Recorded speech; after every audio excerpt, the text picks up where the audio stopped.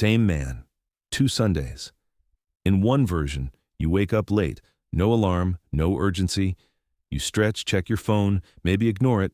You go to the gym when you feel like it, grab a coffee after, sit somewhere quiet, and decide what the rest of your day looks like in real time.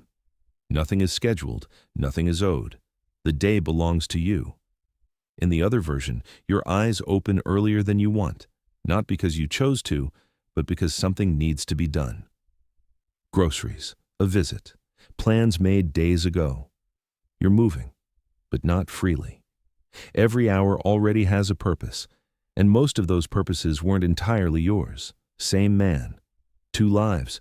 One feels like he's choosing his life. The other feels like his life is already chosen. And here's the question more men are starting to ask quietly: why does one path feel like expansion, while the other slowly feels like contraction? This isn't about blaming women. It's not about rejecting connection. It's about something more subtle. What happens to a man's sense of control when his life is no longer entirely his own? Because the shift doesn't happen all at once. It never does. It starts small. You begin adjusting little things: where you go, who you see, what you spend. At first, it feels like respect, like maturity. You check in, you coordinate, but over time, those check-ins become expectations. You hesitate before decisions that used to be automatic. You think twice before saying yes to something spontaneous. You start explaining your choices instead of just making them. And slowly, without realizing it, your life begins to move through a filter that wasn't there before. This is where everything changes. Not loudly, not dramatically, quietly. You still have control, technically, but the experience of control is different. It no longer feels free, it feels negotiated. And here's the paradox: you grow older, more capable, more established, yet your day-to-day autonomy decreases. Not because someone is controlling you directly, but because the structure introduces shared authority into everything. You gain a partner, but you lose something too: the ability to act without consideration. And at first, that sounds fair. But here's what most men don't expect. You don't lose freedom overnight. You slowly trade it, one adjustment at a time, one "I'll check first" at a time, until acting freely no longer feels natural. It feels optional. Then comes another layer most men underestimate: money. Before commitment, your income feels direct. You earn, you decide, you move. After commitment, that line starts to blur. Decisions become shared, spending becomes discussed, even small choices begin to carry weight. Not because you can't decide, but because now you're expected to coordinate. And again, it sounds reasonable. But something shifts. Your money is still yours. It just doesn't feel entirely yours anymore. You become more cautious, more conservative, not because you changed, but because the margin for independent decisions shrinks. Then there's pressure, not collapse-level pressure, just enough to influence behavior. You delay risks, you choose stability over possibility. Moves that once felt natural start to feel heavy, and slowly flexibility begins to fade, not disappear, just tighten. And when flexibility goes, something else follows: your space. At some point, it stops feeling fully yours, not suddenly, gradually. The layout changes, the environment shifts, you agree to things you wouldn't have chosen, and over time, your space stops feeling like an extension of you.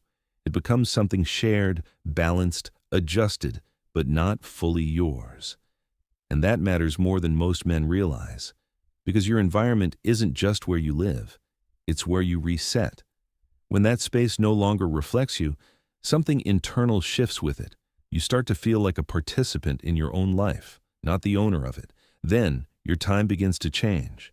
You don't lose your life overnight. It fades, you skip a workout, you postpone seeing friends, a hobby becomes something you'll get back to, and later keeps moving further away, not because you don't care, but because something else always takes priority. New obligations don't just add, they replace, and slowly your world becomes more structured, but less personal. You're still functioning, still responsible, but less self-directed. And here's the part most men don't say out loud. When you lose consistent contact with your own life, your perspective narrows.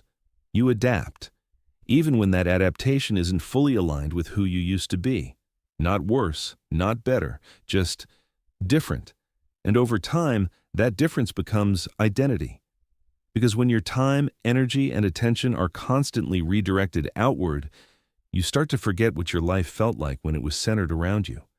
And that's where another realization appears. Before commitment, the picture is simple. Connection, attraction, ease. You assume it will continue. But after commitment becomes structure. Things shift. What was optional becomes expected. What felt natural becomes required. Roles form. Responsibilities expand. And slowly, the relationship stops being just about connection and starts becoming about function. You're no longer just a man in a relationship. You're a role, a provider, a stabilizer, a decision-maker under constraint. And with that, expectations evolve, not always spoken, but felt. And over time, responsibility starts taking more space than you expected. And inside that shift, something begins to fade. Your individuality, not completely, but enough to notice. And once you notice it, it's hard to ignore, because it leads to a simple but uncomfortable question. Are you still living your life, or are you maintaining one? At some point, it's no longer about adjustment. It becomes limitation, not forced, accepted. You think differently about risk. Before, change felt like expansion. Now, it feels like potential disruption. So you stabilize. You stay longer than you should. You tolerate more than you used to. Not because you lost ambition, but because the cost of change is higher. And over time, careful becomes stagnant. This is where many men feel something they can't fully explain. Not regret, not dissatisfaction, just containment. Because everything is now tied to the structure. Time, money, identity, and walking away doesn't just mean change, it means loss. So many stay. Not always out of happiness, sometimes out of calculation. And this is the part rarely said out loud. For some men, commitment doesn't feel like growth. It feels like containment, disguised as stability. And once you see that, you can't unsee it. So more men are choosing differently, quietly, not rejecting connection, not avoiding responsibility, but protecting something more fundamental, control. Control over their time, their energy, their direction. Because when you strip everything down, that's what matters most. A life that moves at your pace, not when constantly adjusted to maintain balance. This doesn't mean isolation. You can still build relationships, still care, still connect. But those connections are chosen continuously, not maintained out of obligation. And that changes everything. Because when presence is voluntary, respect stays intact. When it becomes enforced, dynamics change. This isn't about saying commitment is wrong. It's about understanding the cost and asking one simple question. Is the version of it you're stepping into worth what it demands from you?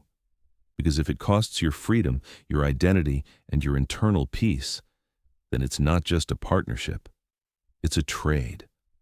And most men don't fully understand that trade until they're already inside it.